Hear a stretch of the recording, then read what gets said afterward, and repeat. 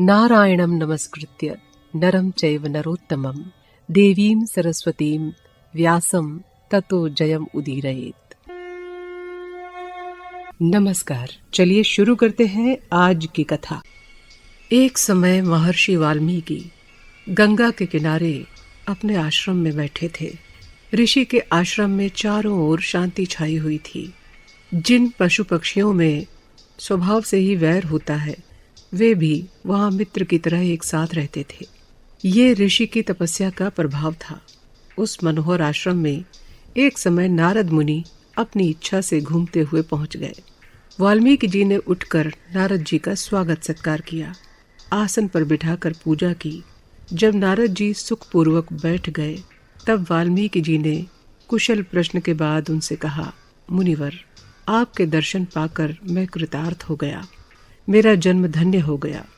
आप तीनों लोकों में घूमते रहते हैं, इसलिए आपसे कुछ छिपा नहीं है। मैं आपसे एक प्रश्न करता हूँ, उसका ठीक ठीक उत्तर आप ही दे सकते हैं। इस समय इस पृथ्वी पर ऐसा कौन पुरुष है जिसमें सब गुण विद्यमान हो, जिसमें इतनी बड़ी शक्ति हो कि उसका सामना कोई ना कर सके, जो धर्म का जानने वाला धर्मात्मा और सत्यवादी हो, जिसका चरित्र शुद्ध हो, जो अपनी बात का पक्का हो, विद्वान और समर्थ हो, जिसे देखकर सब प्रसन्न हो, जिसके क्रोध करने पर समर भूमि में देवता भी डर जाएं। नारद जी, ऐसा रूप, गुण, बुद्धि और बल से संपन्न पुरुषोत्तम मनुष्य को यदि आपने पृथ्वी पर कहीं देखा हो तो मुझे बताइए। वाल्मीकि के इस प्रश्न को सुनकर नारद जी बहुत प्रसन्न हुए। उन्होंने कहा, वाल्मीकि जी, सुनिए, आपने जिन गुणों की बात की है वे दुर्लभ हैं। एक मनुष्य में इन सभी दुर्लभ गुणों का होना बहुत कठिन है। फिर भी इस समय एक महापुरुष ऐसे हैं जिनमें ये सब तथा और भी अनेक दुर्लभ गुण विराजमान हैं। इसीलिए उनको मर्यादा पुरुषोत्तम कहते हैं। वो हैं महाराज रामचंद्र। उनका जन्म सूर्यवंशी महाराज इक्ष्वाकु के वंश में हुआ है। वो बड़े ही पराक्रमी, धीर, वीर, बुद्धिमान, नीति का पालन करने वाले, बोलने में चतुर, श्रीमान, शत्रुओं का नाश करने वाले और तेजस्वी हैं। प्रजा का हित चाहने वाले रामचंद्र धर्मज्ञ, कृतज्ञ, ज्ञानी, पवित्र, यशस्वी और सत्यवादी हैं। वो प्रजापति ब्रह्मा के समान सबकी सब कामनाएं पूर्ण करने वाले हैं।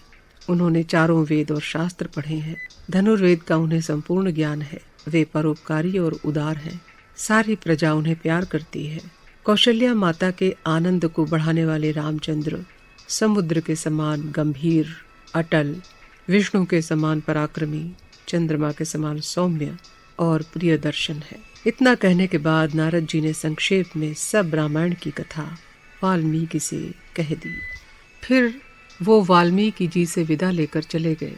नारद जी के चले जाने पर वाल्मीकि जी अपने शिष्य भरद्वाज के साथ स्नान करने के लिए गंगा जी से कुछ दूर तमसा नदी के किनारे पहुंचे। वहां वन में उन्हें एक क्रौंच नाम के पक्षी का जोड़ा आपस में प्रेम की किलोलें करता हुआ और मीठी बोली बोलता हुआ दिखाई पड़ा। इतने में वाल्मीकि जी के सामने एक शिकारी निषाद ने बाण मारा। उस बाण के लगते ही वो रक्त से सना हुआ क्रौंच पृथ्वी पर गिरकर तड़पने लगा। उसकी मादा करुण स्वर से विलाप करने लगी। ये देखकर धर्मात्मा मुनि के मन में करुणा उत्पन्न हुई। उन्होंने निषाद के इस काम को अधर्म समझकर उसे शाप दिया।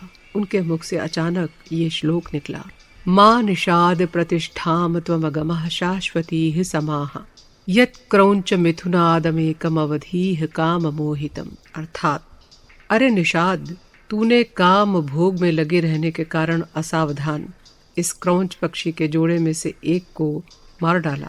इसलिए तू भी बहुत दिनों तक इस संसार में नहीं जिएगा। पर सरस्वती की कृपा से इसका दूसरा ही अर्थ होता है। माँ निषाद शब्द में साधारणतः दो टुकड़े हैं, माँ और निषाद। माँ का अर्थ है नहीं और निषाद का अर्थ है निषाद। परंतु इन दोनों को मिला देने से माँ निषाद शब्द का अर्थ हुआ विष्णु। माँ लक्ष्मी का भी नाम है। लक्ष्मी जिसमें बसती है वो है विष्णु। इस प्रकार अर्थ हुआ, हे विष्णु भगवान, तुमने काम मोहित रावण और उसकी स्त्री मंदोदरी के जोड़े में से एक रावण को मार डाला। इसलिए तुम इस संसार में बहुत दिनों तक प्रतिष्ठा को प्राप्त करो। इस प्रकार उस चिड़ी मार निषाद को शाप देने के साथ ही वाल्मीकि जी ने अपने मन में सोचा कि इस पक्षी की मृत्यु के शोक से पीड़ित होकर ये मैंने क्या कह दिया। उन्होंने अपने शिष्य भरद्वाज से कहा, ये जो मैं कह गया हूँ इसमें बराबर के 8 अक्षर और 4 चरण हैं। ये ताल लय के साथ गाया भी जा सकता है। इस प्रकार श्लोक की उत्पत्ति हुई। वाल्मीकि रामायण में अधिकतर यही श्लोक है। वाल्मीकि जी ने शिष्य के साथ तमसा तीर्थ में स्नान किया और वहां से चलकर अपने आश्रम में आए। क्रौच की मृत्यु और एकाएक श्लोक की उत्पत्ति को ही सोचते रहे। आश्रम में आकर वाल्मीकि जी अपने शिष्य भरद्वाज के साथ तरह तरह की बातें करने और कथाएं कहने लगे। इतने में वहां इस संसार की सृष्टि करने वाले चतुर्मुख ब्रह्मा जी आए। ब्रह्मा जी को देख वाल्मीकि जी को बड़ा आश्चर्य हुआ। वो हड़बड़ाकर अपने आसन से उठ खड़े हुए और हाथ जोड़कर प्रणाम किया। फिर अर्घ्य देकर ब्रह्मा जी की पूजा की। ब्रह्मा जी ने वाल्मीकि जी को आसन पर बैठने के लिए कहा। आसन पर बैठकर वाल्मीकि जी फिर क्रौच के वध और श्लोक की उत्पत्ति के विषय में सोचने लगे, क्योंकि उनको ये घटना भूलती ही नहीं थी। ये देखकर ब्रह्मा जी ने हंसकर कहा, मुनिवर, मेरी ही प्रेरणा और इच्छा से इस श्लोक की उत्पत्ति हुई है। तुम इन्हीं श्लोकों में रामचंद्र की सारी कथा अर्थात रामायण की रचना करो। जब तक ये पृथ्वी रहेगी तब तक धर्मात्मा भगवान रामचंद्र का ये चरित्र भी पढ़ा सुना जाएगा। राम लक्ष्मण सीता भरत आदि का सब चरित्र ठीक ठीक जैसे का तैसा तुम्हारे हृदय में भासित होगा। तुम्हारा कथन कहीं पर भी मिथ्या नहीं होगा। जैसा हुआ है वैसा ही तुम वर्णन करोगे। अंत में तुम यह शरीर छोड़कर मेरे लोक में निवास करोगे। इतना कहकर भगवान ब्रह्मा अपने लोक को चले गए। अब आगे की कथा अगले एपिसोड में। तब तक के लिए नमस्कार।